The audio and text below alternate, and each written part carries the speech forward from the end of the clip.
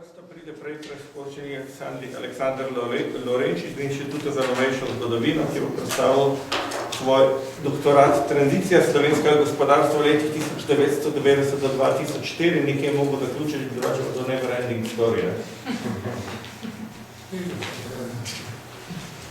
Spoštovani kolegi, spoštovane kolegice, lep pozdrav. Torej, omenjena dizertacija z naslovom Tranzicija slovenskega gospodarstva v letih 1990-2004, ki sem jo zagovarjal lani marca, je prva zgodovinska raziskava z področja gospodarske zgodovine v času samostojne Slovenije. V njej sem analitično interpretiral proces preobrazbe slovenskega gospodarstva med tranzicijo, izlušči njegove posebnosti, zakonitosti ter izpostavil nosilce in rezultate. Torej, obravnavana tema še ni doživela poglobljene zgodovinske analize in predstavlja logično nadaljevanje dosedanjih spoznanj z področja gospodarske zgodovine, ki se zaključujejo z letom 1991.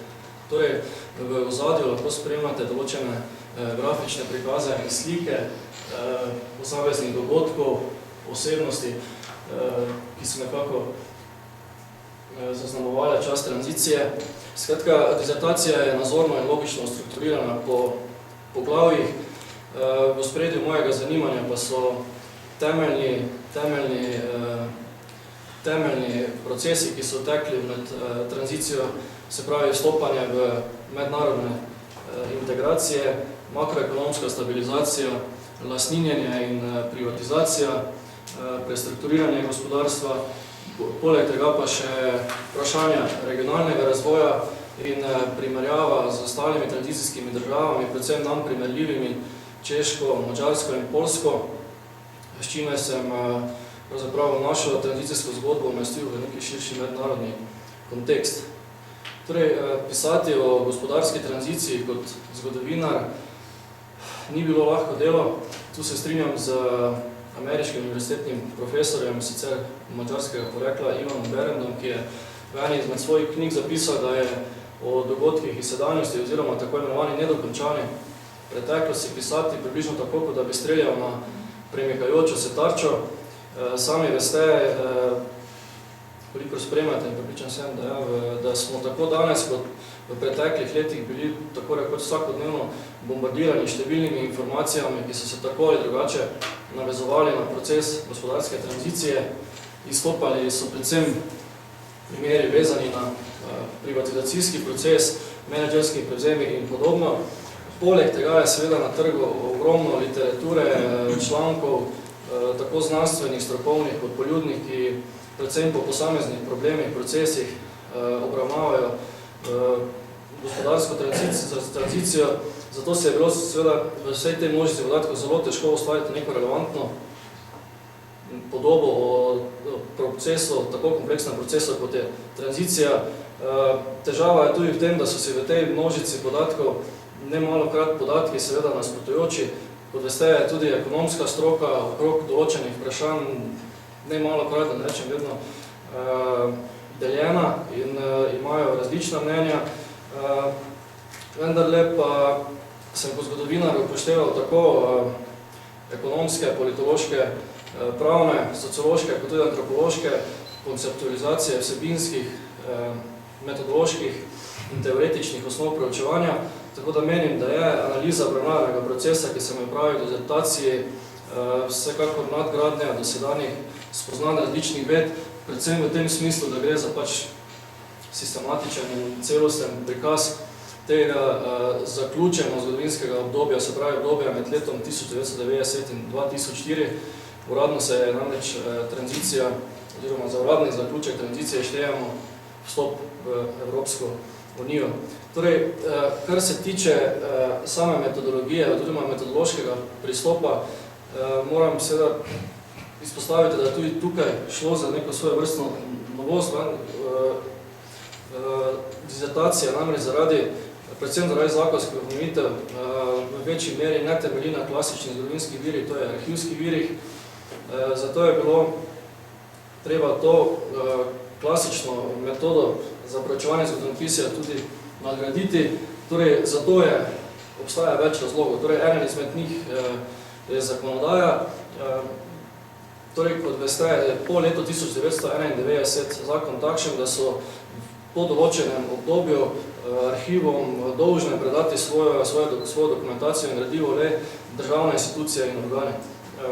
Dejstvo je, da kar zadeva te dokumentacije, se pravi dokumentov državnih institucij, da sem do njih pravzaprav že zdaj lahko v celoti dostopal, se pravi, govorim na primer o dokumentih Banke Slovenije, Zavoda za makroekonomske analize in razvoj Umarja, raznih agencij, Zavoda za planiranje, statističnega urada in tako naprej.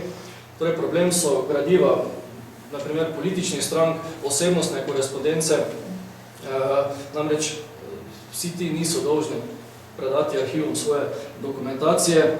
Poleg tega je, kot veste, bilo ogromno gradiva uničenega, ali iz malomarnosti, ali nalašč. Spomnite se samo na gradiva številnih podjetij. S tem se pravzaprav badam še zdaj vsakodnevno, tako da to pogledno verjamem, da bo tudi tisti, ki bo se mogoče s tem obdobjem ponovno ukvarjal, pa delal neke vrste revizijo čez 20-30 let, imel podobne težave, oziroma imel svoje vrstne težave zaradi tega uničevanja.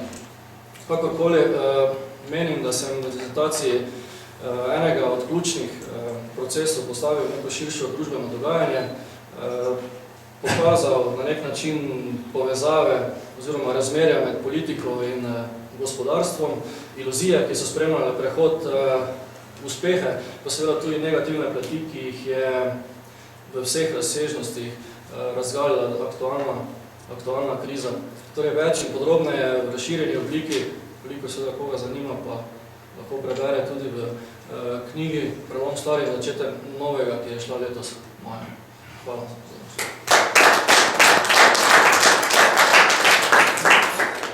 Šolsko prešparil nam je še nekaj časa, oziroma nam jih predobil na vnoter, odlično.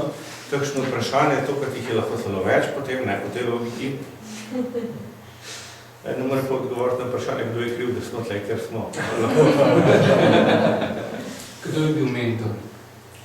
Na inštitutu Jože Prinčič, na filozofski, pa doktor je bil.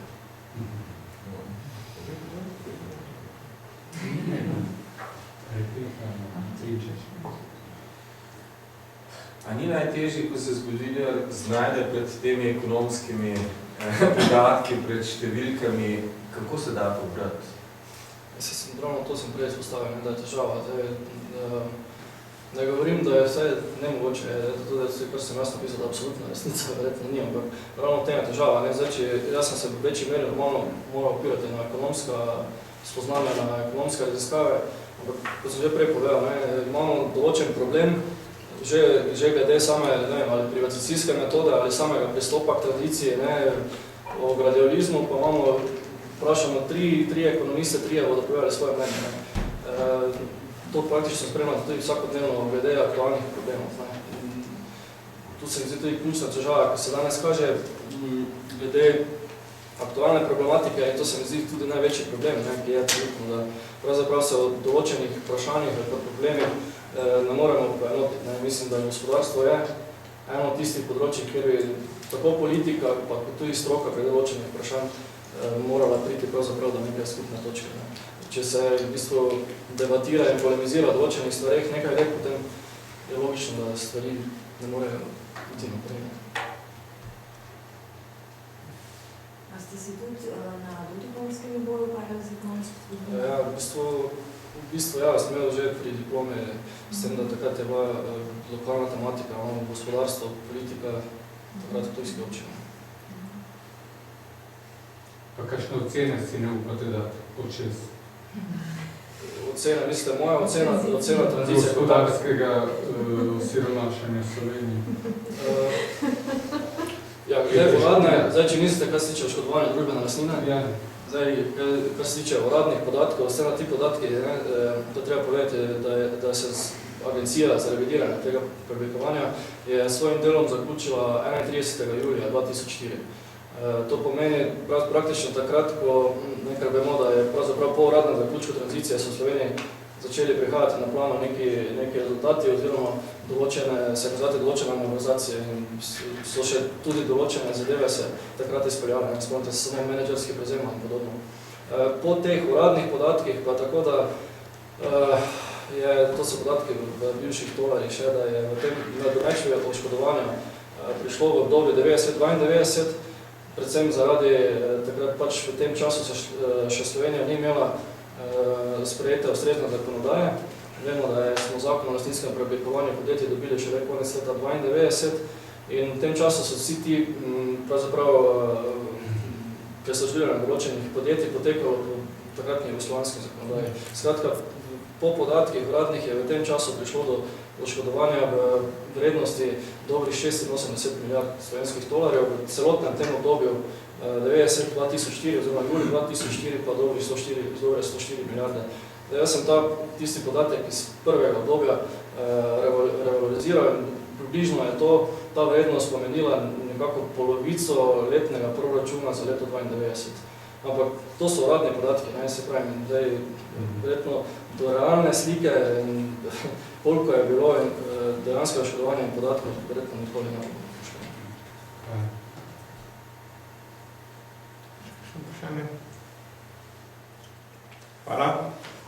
In gremo lahko naprej.